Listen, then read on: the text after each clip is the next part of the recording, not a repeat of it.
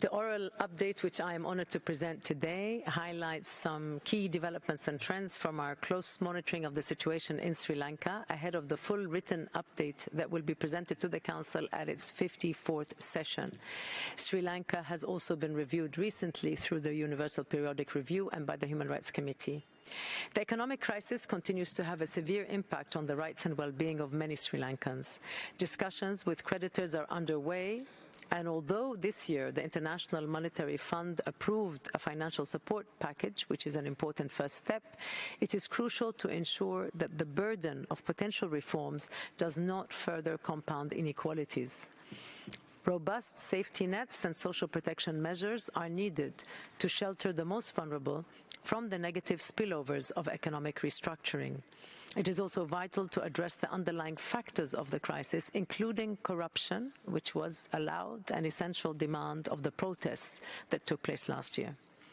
The protest movement loudly expressed society's aspirations for better governance and an inclusive vision for and with Sri Lanka.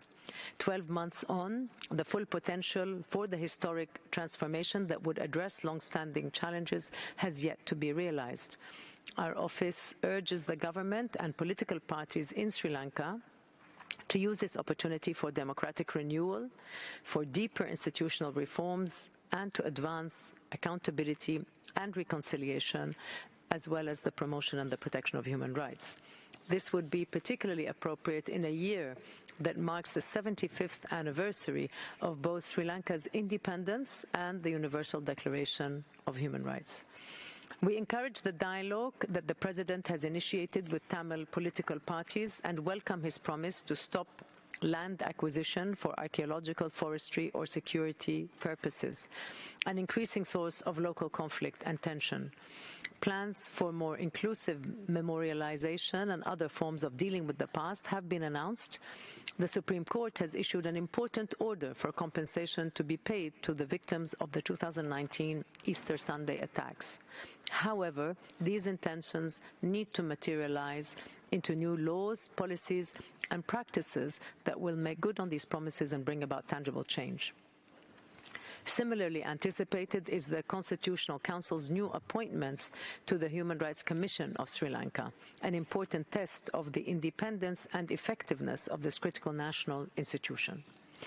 Mr. Vice President, the announcement of plans for a Truth Commission or similar reconciliation mechanisms requires attention. Sri Lanka has witnessed too many ad hoc commissions in the past that failed to ensure accountability. The Office of Missing Persons has not achieved the results that provide satisfaction to victims.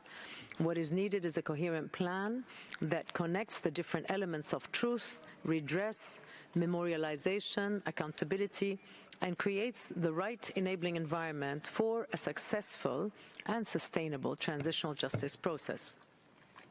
Accountability remains the fundamental gap in attempts to deal with the past, and as long as impunity prevails, Sri Lanka will achieve neither genuine reconciliation nor sustainable peace. I am pleased to report that the project team established in our office to advance accountability has continued to make progress pursuant to Resolution 51/1. It is in the process of providing concrete support to several jurisdictions who have ongoing criminal justice investigations. It is conducting proactive investigation work on key cases and collecting, consolidating, and analyzing information and evidence from a variety of UN and other sources, which is preserved in a repository so as to be used for future accountability initiatives. Victims remain at the heart of this work, including through our active engagement with victim organizations and civil society more broadly. Fundamentally, it is and remains the responsibility of the Sri Lankan authorities to directly acknowledge past violations and undertake credible investigations and prosecutions alongside other accountability measures. However, as long as this accountability deficit remains, the international community can and should play complementary roles.